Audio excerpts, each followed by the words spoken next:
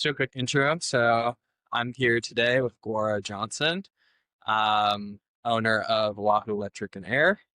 We have a bunch of other industrious things that you do, so maybe we'll touch on that as well. So I'm pretty excited to get into it. Um, this is the North Shore Entrepreneurs podcast, where basically we interview local business owners, just to give you a sense of like who we are as business owners in the community, and also give like inspiration to people to start thinking about starting their own business. Um, Guara, if you could just first of all welcome, Thank you for having me. joining us. Thank you, Jordan. It's a great podcast you're doing, and it's honestly great for the actually. Uh, Maybe you can just give a high level on like your intro background, what the business is, and then we'll actually do like if I could go back into like your origin story. Yeah. So Oahu Electric and Air. I actually founded originally the business in 2016, and we just added air conditioning HVAC to our company and our services. Um, Historically, we've done all things electrical, including solar. Really, but never really got heavy to it. We're going a little bit more heavy into solar these days, and we just started up our AC division. We made a partnership with another HVAC contractor originally, and so we really have good guys now that are up and running, doing all that stuff. We service the whole island.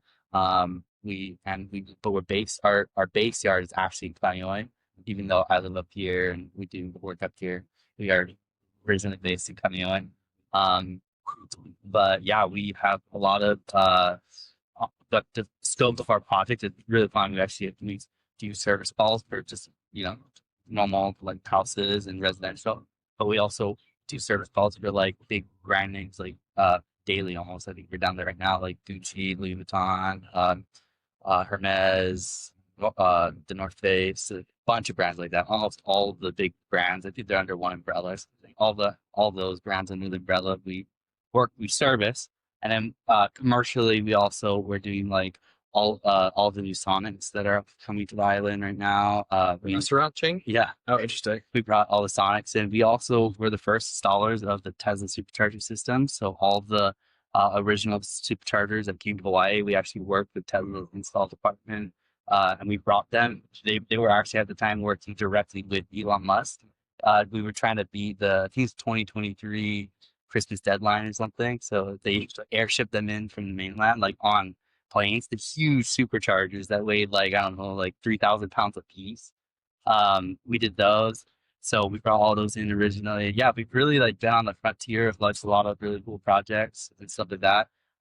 We also do like massive panel retrofits. Like we just finished a building where we did like 370 units of sub panel replacements because they're just old and outdated. So we really work from like, just residential houses all the way up to like, large commercial projects, and we are kind of able just to do it all. Yeah, I think that's one thing that stood out to me. Like just looking at your website, you guys do a lot of different things. Yeah. And I know that you also have a lot of hobbies. Maybe we'll get into that later. Like you're into flying airplanes, you're into foiling, you got 2 kids under 2. I was like, man, that's a lot of stuff. Yeah. We'll get into that. I guess how many employees do you have today? As it sits right now, we're at about 10, but if you're looking for a job, let me know. We always hiring. So yeah, we actually end of the year right now, we are working with a company, Revolution. They do like they're the number one solar installer in Hawaii, and we're doing a year-end push with them right now to get as many Tesla battery systems installed before year end, because the federal tax credit, 30% or something, that program's ending this year. So it's a massive push in Hawaii to kind of just. That's for housing, or it's for housing. Cars? Yeah, for housing, solar systems, for our battery systems, stuff like that. Interesting. Okay. Yeah, we installed ours last year. So oh, good. Yeah, glad I got in before. Yeah, you made the city went away. Yeah, totally. And honestly, through the years, there's always some subsidy that was running out. People were like, "This is it. The solar industry's over," and it did dwindle down for sure. Like I remember when I got into the trades, like uh years ago. I got in. It's like I think I'm going on like 15 years now. I started at 15. I'm 30 now, so 15 years is like all I know at this point. So that's shit going on. But yeah, I remember it was just like every company was a solar company. There was like more solar companies than like any other type of companies out there. And nowadays you look at it and it's just like it's not about it at all. You know, and there's a select handful that survived. Most of them came from the mainland. They did their work. They kind of just catching on the gold rush, and then like now they're just all gone. You know, so that it kind of brings to light also why working with a foreign bred local company is really good, because it's a company that's going to stay here and it's just always going to be here. All those customers that installed solar systems back in the day, there's no those companies are nowhere to be found to uphold their warranties, to like keep up on the system. So Yeah, as a customer, that's what was my big concern. It was like, yeah, it's great. I can install these things. Like they're pretty cost effective, but like what happens when they break, they out and they need to be upgraded, or I need to fix the roof or whatever. exactly, Like I'm yeah. thinking about all this No, stuff. it is. It's a big, yeah, and they're on your roof, so it's kind of like honestly, if it were me, I wouldn't trust just anybody. You know, it's nice to have like a company that's been around and that's gonna be around. Yeah, that's kind of how it is with contracting in general, but especially when you're dealing with like a high dollar amount and roof penetrations. You know, Yeah. it's kind of yeah. Big. Okay, cool. So you mentioned you started when you were 15, so maybe we just go back. Like, where did you grow up? How did you get into the electrical business? And maybe we just start there. Yeah. So I was originally born in Maui. I at like I think like 6 or 7 and we moved off island for a little bit, but then I came back when I was like 13, I think.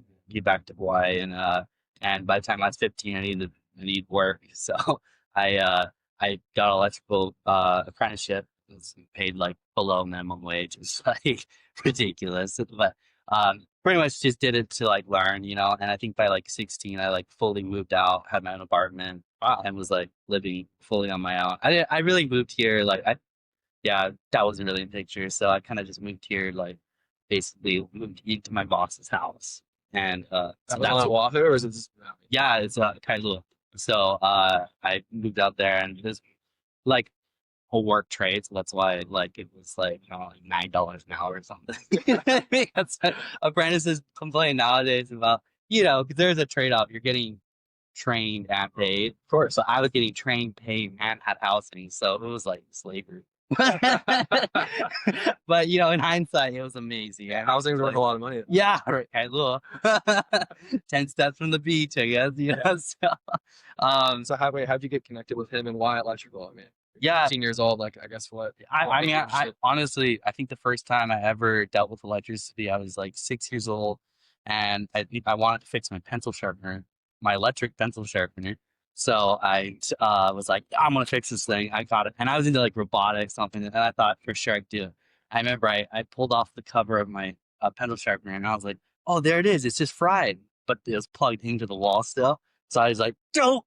And I was like, that memory's like still burned in my head. Like the day, the smell, the like everything where I was like, whoa. Like I can go back to that point, you know what I mean? Right. So it was like electrical for me was just like I always was inclined to do like something like so when I was in school, I actually went to school. I went to boarding school for like 4 years, 3 years or something in the Philippines. All boys. It was like a jungle school. Literally, like we farmed. Like I actually barely did real school. I just farmed. And and when I was there, I met another boy, Nimai, and he actually we became good friends. And his dad had he was an electrical contractor here in Hawaii. So um, when I came back to Hawaii, I reconnected with my friend, and I was like, oh, like yeah. and I ended up just becoming really good friends with family, and then they really just took me in. I mean, it was like Richard became like my night father, and kind of took me in at a really young age. I lived with him, and I just did electrical like every day. I started really at the bottom, like I mean, like I don't know why, but we were doing like jobs in like West Side Heat that like can't even remember. Like now, I'm like, it's never that hot. Right. Like, why was it so hot? I was like in attics every single day for like 3 years. You know what I mean? I was like, what the heck? So yeah, So this guy Richard had his own business, yeah, basically probably going to teach you. yeah, Right? yeah. So he taught me electrical. Well, he taught me like enough to learn what I need to learn. Yeah. And then really fast, I moved on to like other bigger companies that I learned a lot more from. Um, but I always kept in touch with Richard. I've always, even when he needed help, I went back and helped him. He always became that like father figure to me in my life and taught me stuff. So, he actually was the one who ventured out and did air conditioning like years later. And I've always saw him like he went from electrical company to a full air conditioning company. And I was like, wow, like it must be good. Like, Right. and I just hesitated for years and years and years until like, we're restarting it. We're here and we're like, oh, why don't we try it? And it really, actually, it's good. It's a great business to get into. Right. Okay. So you're in your teenage years, you're working for these guys. There's also training or certification component as well. Like, what does that Yeah. look like? Yeah, so there's two types of certifications in electrical. One is as an electrical like journeyman, and one as a electrical contractor, right? And for me, I never finished high school. I didn't finish any. I think I finished like sixth grade. So I wouldn't say I'm dumb, but like I'm definitely not like mathematically inclined and like a lot of stuff. So one of the requirements is you need like a GED or like a high school diploma. Um, I was able to get into school without actually having like a GED at the time, but um, but it was just like I hadn't been to school in so many years, and it was I actually went to like HCC college to like get my if you need we needed 5,000 hours in or no sorry 5,000 trade hours, and I think it's like 240 or something school hours, right? And those school hours you have to go to like an accredited school. So I went to school, and then it was just like it's just really hard to be. And it wasn't just that. I just didn't also think that I wanted to be like an electrician for my whole life, or like an actual electrician or journeyman. And I didn't see where it fit kind of in my journey to like keep pursuing that, even though I had all the hours. Yeah, why Exactly. did it not appeal to you? Yeah, I had already been in the trade for like 4 or 5 years. So I was ready to get my electrical journeyman card. I was in school. I could have finished that and gotten over, but that's like it doesn't really align with what I need. So the other thing you could do that, is probably a little bit harder actually for accreditation to get your accreditation to do is I'm an electrical contractor. And I was like, that's exactly what I need to do. So I started the business in 2016. That's 9 years ago. But Richard actually came in as my R&E. So you can be once you're an electrical contractor or any type of contractor, you can R&E for a company. And so he R&D'd for my business at Oahu Electrical Services. He R&D'd for that company, and he was able to license my company, and I was able to collect hours as like an owner slash contractor through like essentially like and licensing the company. And license guy is not just like you say like, oh yeah, I'm licensed. It's actually like the entity becomes like goes through the DCCA and does all the proper paperwork, and you become like a licensed entity with his contractor's license, and you get your own contractor license as a entity, right? Yeah. And me being the sole proprietor of the entity became essentially a contractor at like, let's see, 2016, and I'm 30 now, so it's like 9 years ago, or the 21, right? Yeah. So 21 years old, I was essentially a contractor, and then Which is extremely young. yeah, super young. I mean, and like I look young now, but like my gosh, like when I was like 21, I looked like I was like 15. Yeah. And like I used to get all the time like where's your boss? Is your boss coming? Or like these are the questions all the time, And to be doing like we were doing already like pretty major projects, like whole building fire alarm retrofits and stuff like that, like big projects, millions of dollars. Oh, I'm curious because like being a super young entrepreneur, like I guess how are you landing these deals? Were you just confident, or did you have this Richard guy who like you could bring No, in and be like, no. I really just went out and I hustled and I got contract, and I've always been the face. I was always the face of the company. I was always the person just on the front line, bringing stuff in, and like really like I was out there. I just was like when you're and I originally at the beginning I always was in the field as well, so you make a lot of connections that way. In fact, like there's a lot of connections that continued through you know, through the years, like from 2016 till like essentially now that like people are still like, hitting us up, or I have relationships with people, like we maintain that, yeah, But yeah, Richard never came in like that. It was always really just me. Uh, Sometimes when I really had like a big board meeting or something like that with like a HOA or something, I would actually bring in my journeyman Jesse, who funny story, Jesse, he actually was my journeyman at a company I worked for. That I saw this guy and I was like, this guy just butts up. Like he could teach you everything, like amazing. He was a really good journeyman. He was like top dog, and he's super good at the company. But like there's a little fallout happened in that company, and then he ended up leaving. And within that, like he hit me up. I was the first person he hit up, and I was like, yes, even though I wasn't ready for him. I mean, we're talking like he was 70 now. That's like crazy for me in like my first year of business. So I brought Jesse in, who's an electrical journeyman, and he kind of like really had been the back of the company because he taught all the new guys that came in the same way he taught me, which is just like an Excel programs. So it really does bring a lot of, I think that working for us brings a lot of value to a like new like apprentice that wants to learn because of guys like Jesse who are really able to like instill this knowledge. I mean, it's like really like it's like knowing what I know now and knowing the people I know now. Uh, all companies I ever worked for, Jesse was like the number one guy that like, can teach anybody anything, and anybody that knows Jesse and has learned from Jesse will say the same. But this guy is just like it's an insane teacher. well, I think a lot of people at your age would have been like, oh, I'm too young to like run this business, or I'm too young to like have this guy Jesse like work for my company. But I think you saw it probably as an opportunity to like bring this guy on and make the company better. No, totally. I think that's like good advice. The guy like right away. I paid everything. I paid all the money we were getting was just going directly to him just to keep his life. I mean, he had like 5 kids, right? House. So it was like right away. It was like there's no compromise. I gotta pay this. The reality is like there's a lot of people out there like they don't want to own and run a business. Yeah, they just want 100%. They just want to be an expert in that field, and like that's just what they want to do. Yeah, no, 100%. And that it's hard to find the right combination of someone who's got enough talent, but also wants to grow with the company instead of like starting their own company. Yeah.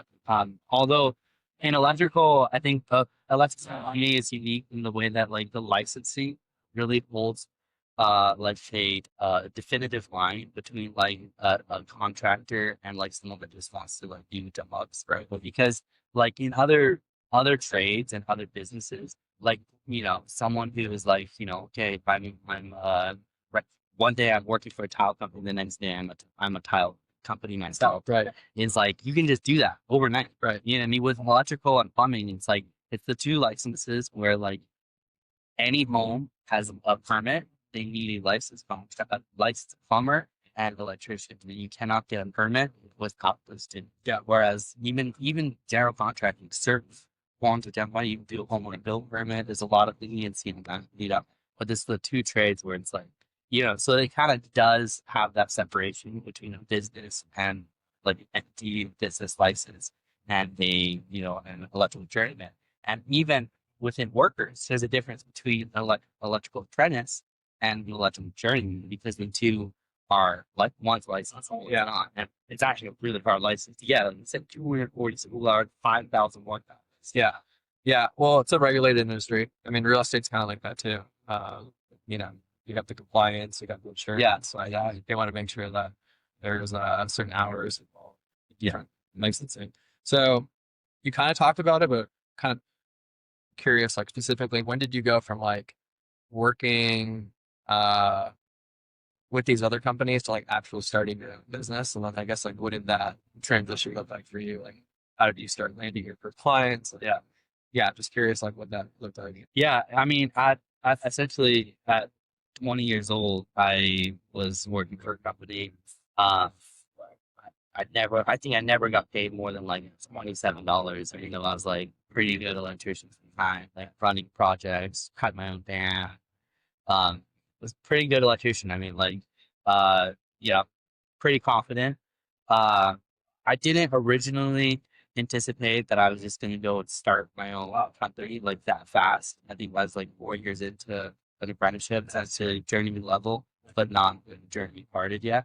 I didn't think that I was going to do that, but an opportunity came up. A client was actually at the distillery out in Wi-Fi behind the high school up there. Big, big facility. But the guy was one of those guys that he just wanted to like kind of do the project himself and kind of like find like cheaper labor essentially, right? So I was the perfect fit. I was like had a job that I could also do a side job, big side job. It was like 3 buildings, massive warehouses that needed to get wired, and it was essentially just like, okay, yeah, come and work on this job as best you can, and like we'll just work at your pace. And I like started to do it, and I was like realized like, dude, this base, this is like 2 years. You know what I mean? Like, And this is probably what, a 6-figure contract. yeah, exactly. And I was like, at this pace, I can like I'm gonna work this project for like 2 years with my actual job and my side job, right? You know, I was like, I told the guy like, dude, I don't think this is gonna like progress as fast as like, you know what I mean? I mean, maybe not 2 years, exaggeration, but I'm just saying like it was gonna be a really long time. So he was like, well, look, why don't you just like quit the job? And I was like, what? Like Yeah. that's an option here.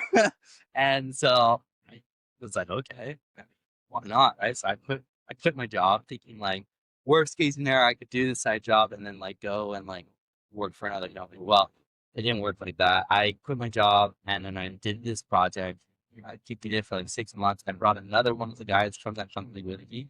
And I just got a taste of like being my own boss, being an entrepreneur essentially. And I was like, no, I'm not going back. There's just no way, at this point. So I was like, what do I got to do? Well, how do I set up this business? So I did it all. I filled all the paperwork. I got the business license. I got the R&D. I was definitely too young to get my license.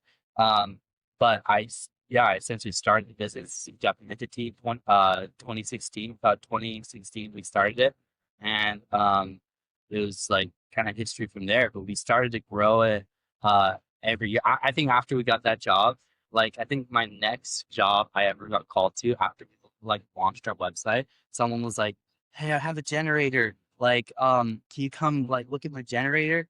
Like, and I was like talking to my other like I guess employee who was used to be my coworker. Right. And I was like, dude, we've got a big generator job.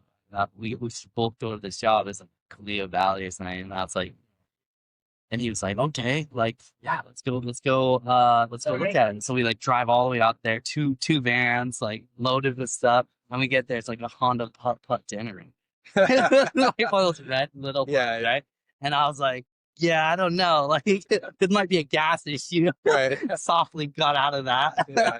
And so, it's like you don't just like turn the page and one day you're just magically a business. Like you start somewhere and you have to work through it and you have to turn down stuff. You're like, okay, yeah. And like, okay, so but when you made the switch, like, did you have savings built up, the equipment, I'm sure, like the van, like this was all yours at that point, or No, because were you at least like Yeah. getting it from your employer? No, because there's definitely there's clear cut between like my employment and I'm working for myself.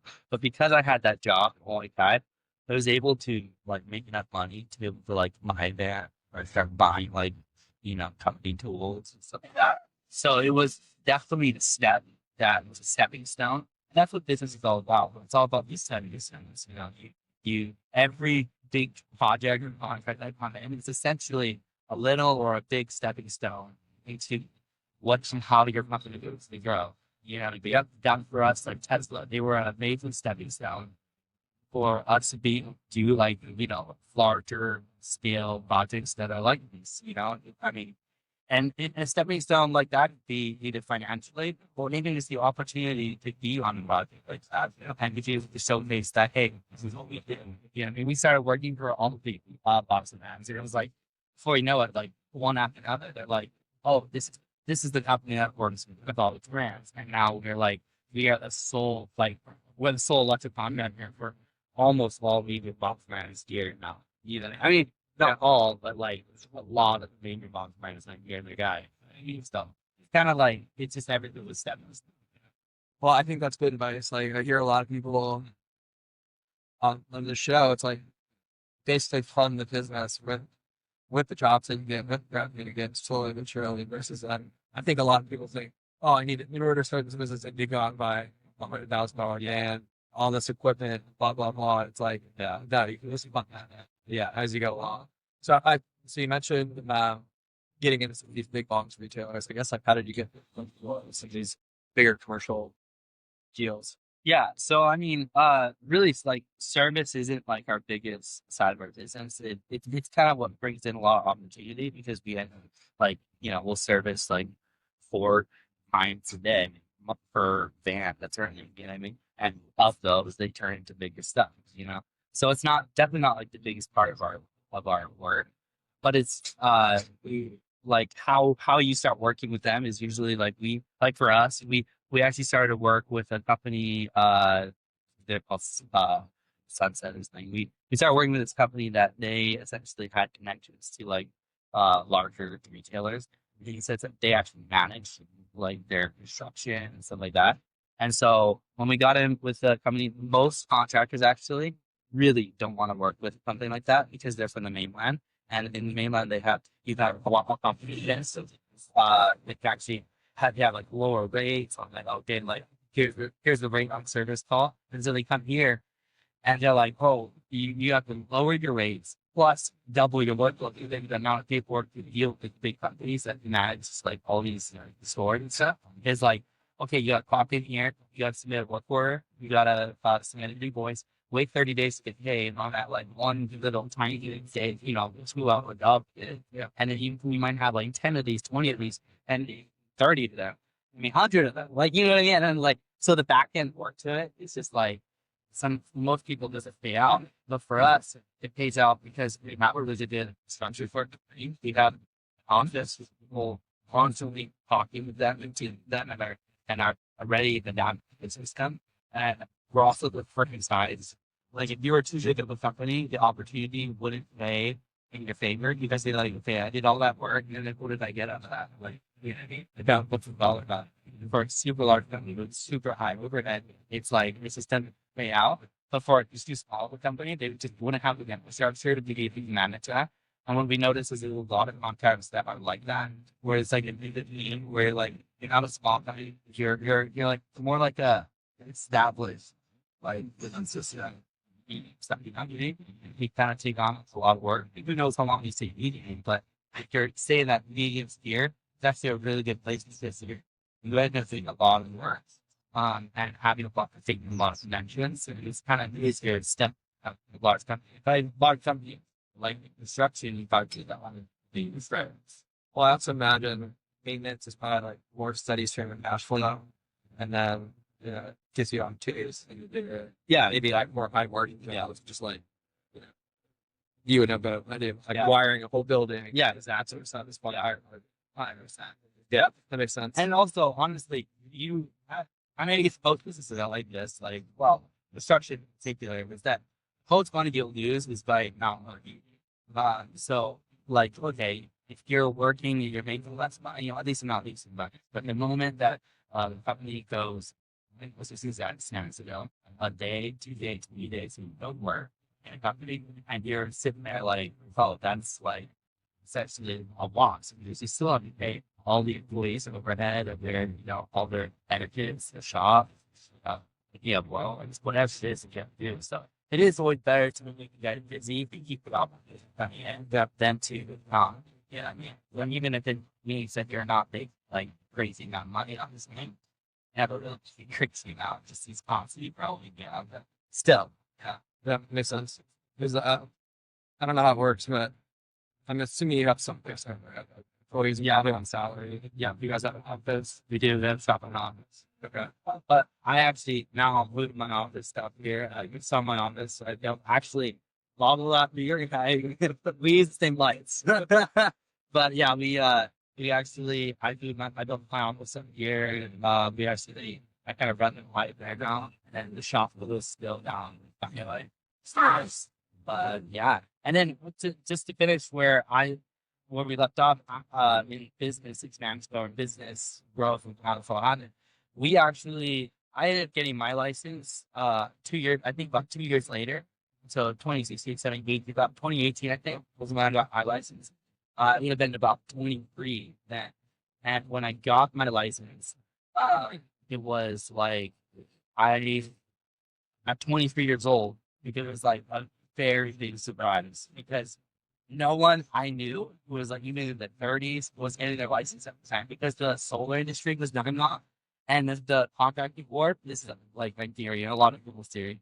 The contracting board was seeing all these solar industries that were dying off and seeing how it was affecting like resident without the warranty, license, defaults, and stuff like that. So many people who are staying, like, oh, I have X amount of years in the solar, EV, then the longest is denied. So the amount of people around me that were like getting denied, they had like solar trim street. First for me, I had almost no solar in my experience at the time. And I actually got accepted at 8 years old. Um, really the blessing and really amazing.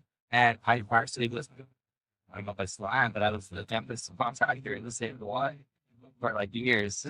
And it was just like people like you're 23 years old with actually your own Panama license. It was like, yeah, it's really cool to like have that. And it was actually like it turned kind of into something that was hard to do at that time with like people being like, oh, you're just a kid, like where's your boss? Like and asking you about, like all the questions like that constantly, and it kind of made it a little bit hard sometimes. Like, sometimes I had to go about it to 90 times like on the home. It was like, this is like getting difficult. I just be like, I'm the apprentice. I'm like, I'm just an electrician, and it was like easier that way. But once I got my license, there was just like no denying that, I was an official electric contractor, license. It was my license, you know what I mean? So it really did help. And that was actually, and maybe it was like in my own head. Maybe I was, it gave me that my own confidence. Maybe I didn't love that. But I did notice a big difference in business and that that's what I invited to a lot of people. Like I have a lot of friends that are working as like builders or carpenters or whatever. And I'm like, dude, just go get the license, go get the license. It's going to be better for everybody. And you're going to feel confident. You're going to feel great. And it's overall, I highly advise you to get a license. Yeah. Well, and it probably gets you into bigger opportunities, right? It does. People require. I mean, we're property management. Like, we can only do so much without licensed info, Yeah. But once you're licensed, you get your foot in the door and Yep. other projects. So fast forward to today, I guess. Like, did you have 12 employees? Sounds like there's 10 right now. 10. There's also, it sounds like there's like a lot of like, operational, administrative stuff. Just the maintenance stuff you talked about. So I guess like how's the company structured today? Like, what did those 10 people look like? Yeah. So How do you manage it all?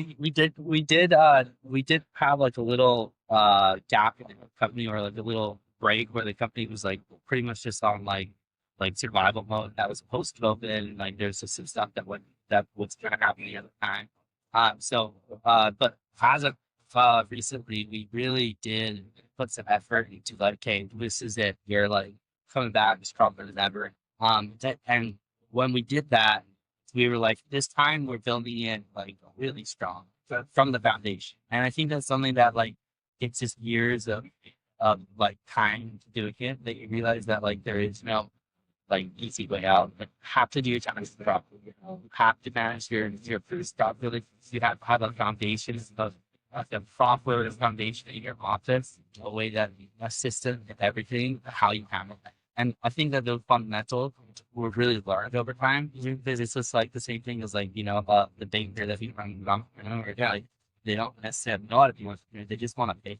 Right. Electricians are all trade design, usually the same thing. And there's either they stay like that forever and you see these contractors and you're like, been in this for a really long time and you still like started, right?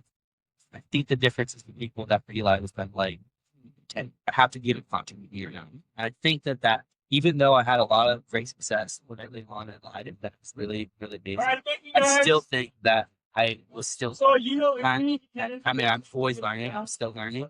I think that like there was a pivotal moment for me that was like, okay, more important than just going out and getting more work. All of us electricians are you have that mindset. When I'm getting more important than any of that is having a strong base. And that for me is then the office and like getting things like really, strong that way. So for us now, our structure looks like we have about 3 people in the office and we really work together. We about two of them are just on like administration and like scheduling. One is actually your brother. It's like the Ted Honcho as well. He's really good. He's then there and then he manages like them and manages all the work orders and he kind of keeps the business just like moving. And I'm the one who is able to like push the business forward. Right. You know what I mean?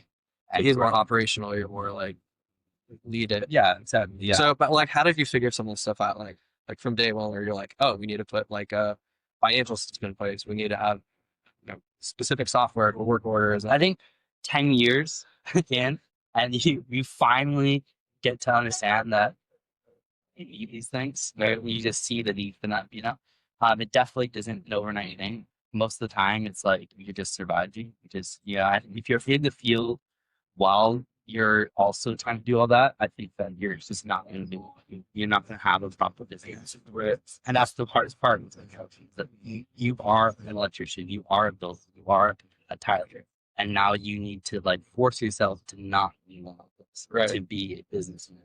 And that's where it's like, that's really what it is that once you take that role on, you see like, oh my gosh, this was lacking here, that was lacking there. We need to implement a system for that. We get this program, bite the bullet. It's going to cost this much. We got to do it. So do you find yourself like doing more research or like reading more about like general business stuff versus like? Yeah, I had a business coach for years ago, and that was a huge pivotal step. In fact, I'm still friends with a lot of those guys, like John from Deloitte Pest Control. He was a huge mentor to me. He has a huge business. I mean, I don't know if you guys seen his I've around. seen his name one thing. Yeah, he's a huge inspiration to me. He also helped me like guide me a little bit on some stuff, and really having like he's part of EO Hawaii, which is a great organization as well, and it's great to be part of those types of organizations. What is EF? EO is Entrepreneurs Organization. Something like that. Okay. EO Hawaii, something like that. I'm not even part of it, but I was part of another group that me and John were part of, and who had a business mentor who was also great. I advise people to have a mentor or to have someone if you don't know. Even if you know, it's just great. It's great to have someone pushing you to tell you, like, hey, that's not standard or that is standard or you totally do there. And an EO is more of a support group of other really big entrepreneurs. And we're talking here big names in the industries, Great. They're amazing. You got to be doing at least $1 million a year. I'm not part of that organization just because of how busy we've been and because of the gap in just the company restructure, getting new licenses, like getting a new license for the agency, and do all these different things. You just haven't had time to do that. I do plan to be part of that organization, but it is like you got to be making like $1 million a year or something, and then you join a club just like in businesses that you can learn from. And no one's trying to sell that. The whole point to the type of organization, no one's trying to sell you anything. Right. You're not trying to just work. You actually need the rule that's known. You know what I mean? And so You're not there to get business. yeah, exactly. You're there to learn and to like support other entrepreneurs, which is like really, really amazing. And I think that like getting advice from other entrepreneurs, especially people that have been in industries, is like it's priceless. Another one of my really good friends, John Starkey. I met foiling actually. We told together. He owns Starkey Auto, which is like one of the larger auto repair shops, mechanic shops. He has how many techs? He just acquired like a huge warehouse. Yeah, it's massive. So really, really cool to learn from guys like that because they're just popping like massive amount of business and they know what's worked and what hasn't worked. They also every one of these successful people, they have business coaches, they have a network of other entrepreneurs that you learn from, and that's what you need to do. And oftentimes in construction, we tend to think like, oh, I'm just a little guy. You know what I mean? Like, Totally. I can't join that. That's a big league thing. Yeah. You'll never be in the big leagues if you don't like learn with the big leagues. Yeah. I think what I've noticed from just talking to a lot of people who own businesses is like the people who are successful are like they're willing to put money to either take a class or hire a coach or take an online course or whatever it is to like get to the next level. Yeah. I feel like a lot of people like they just don't want to spend money at the time. Yeah. And then they're stuck, you know. Yeah, and that's actually something that John taught me as well. He preaches that all the time, that like most businesses are like all about the dollar, like how much is this going to cost me and what am I going to do? So it ends up being where like we always end up paying the cheapest amount, the least amount we can, and expecting the highest yield and results, and then we get frustrated when it doesn't work. Right. Perfect example, right? We need to redo my website. Originally, I hired someone from like India or something. Yeah. Like, I mean, I love Indians, but like I'm not like real Indian. Like I outsourced this work. You know what I mean?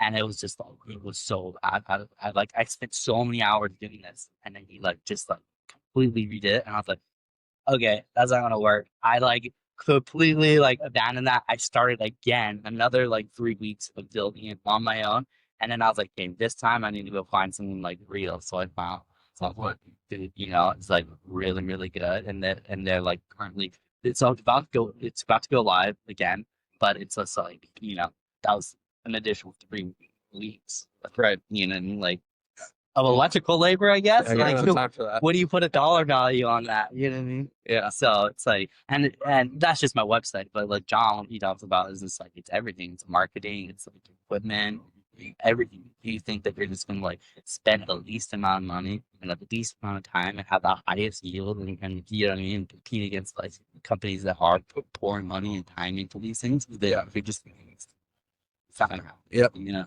Definitely. What did I want to ask? Oh, so yeah, just curious, like where the business is going. Curious, like, yeah, what's kind of the future for the business? You said you're like kind of in this nice medium-sized niche. Do you want to keep it that way? And then also just curious, like right now, like what are the current like challenges in the business? Like what are you guys working on? Yeah, so where we, I mean, it's kind of been a journey. I can't tell you exactly where I want to go because I'm still figuring that out, you know, today.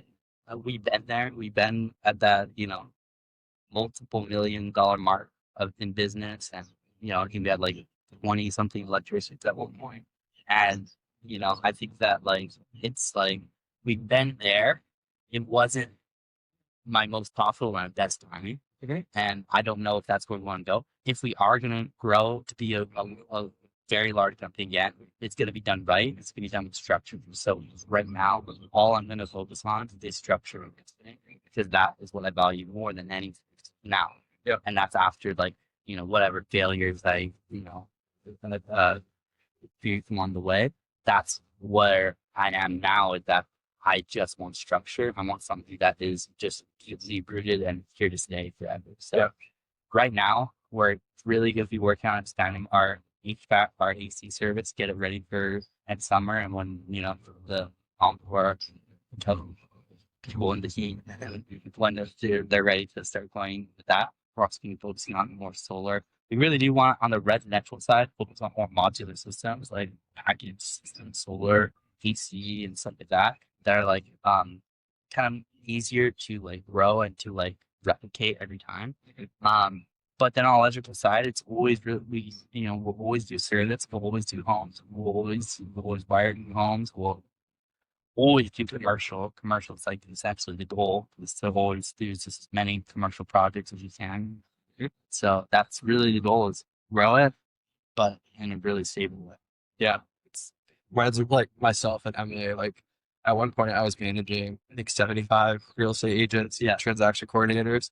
And at one point Emily was managing close to 100 people. Yeah. And when we started a real estate business here, we're like, we don't want to go big. Yeah. We're like, right. we want to have a boutique management company. We want to have less than 50 properties. We want them to be like mid to high end.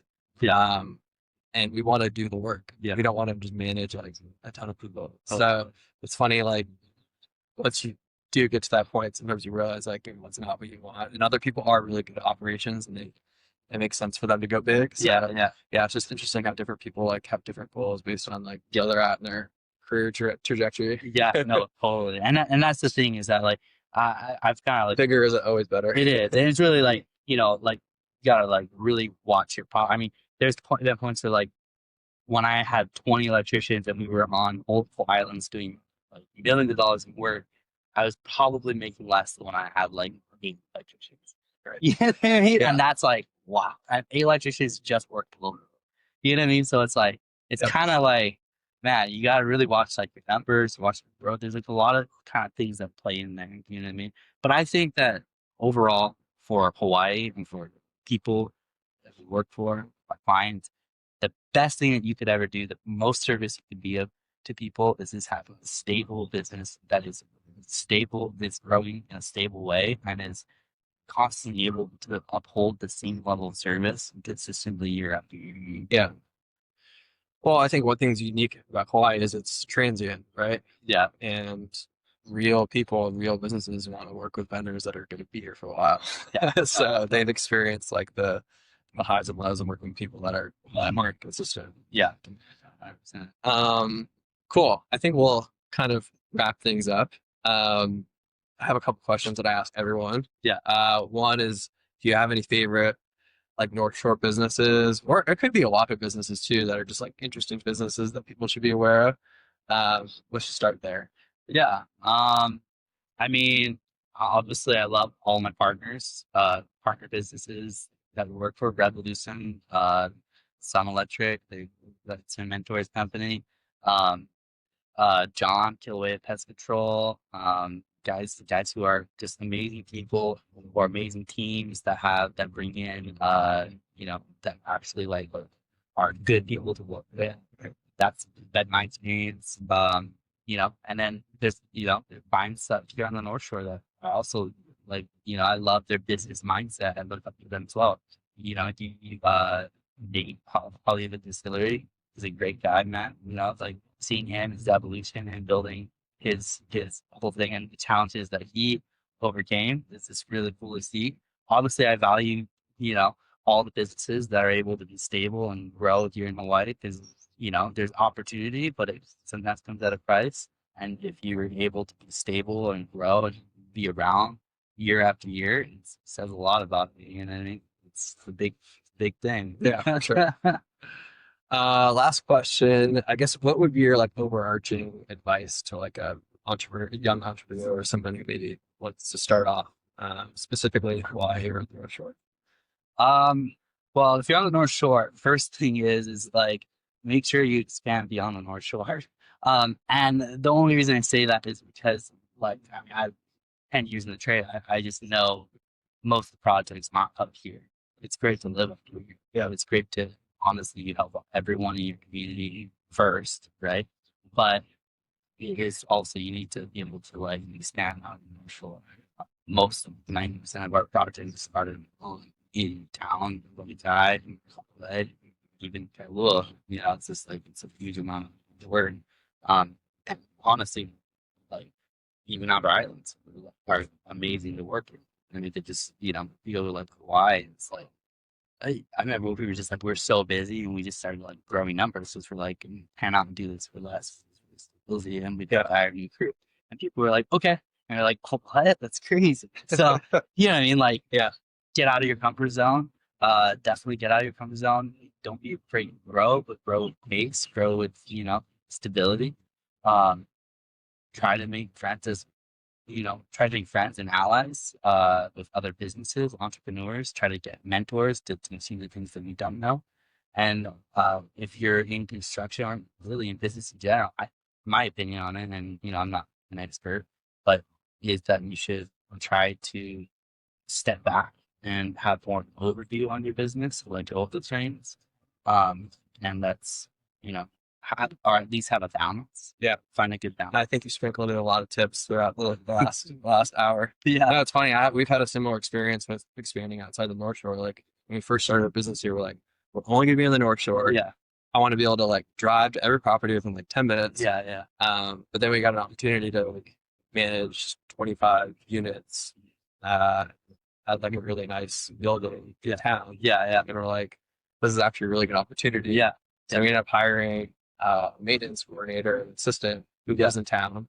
And it's like now we have this whole opportunity in Honolulu that we wouldn't have had if we just said no to it. Yeah. Yeah. No, 100%. I mean, just like no high rises really here. Exactly. You know what I mean? It's like you're not gonna get 270-pound replacements in one location on the North Shore. So I mean, you know, again, we live here. This is our community. We take care of our community. But you know, if you are an entrepreneur and your goal is to grow a business, then you need to be able to, you know, shore as well. You know, I know traffic is crazy and we got to time our schedule. That's a whole nother layer. But you probably have employees sprinkled around the island. Yeah, I do. Yeah, That's probably part of it. yeah, exactly. So I mean, I still time everything. Every time we go to town, I'm like, okay, I must leave at 9 and come back before 2. You know, or on the road at 2. Yeah. You know, so I mean, that's just part of living up here. You know. Cool. Yeah. I think that's a wrap. Cool, man. I appreciate you coming on. Yeah, for sure, dude. Thank you. Thanks for having me, and yeah, really appreciate it. Well done.